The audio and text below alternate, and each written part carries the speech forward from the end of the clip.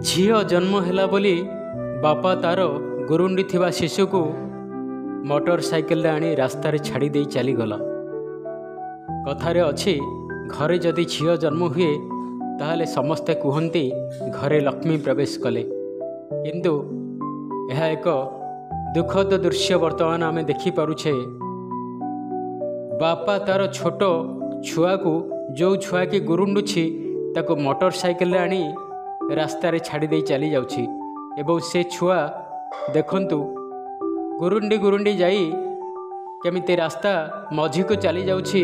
किछि लोक मध्य ताकू देखि छुआटी को उठेई नेउछंदी।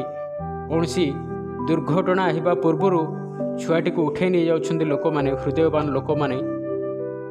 तेबे प्रकृति रे कोन झियो जन्म गोटे अभिशाप? कहीं झील मानू एते हतादर करा जाउछि?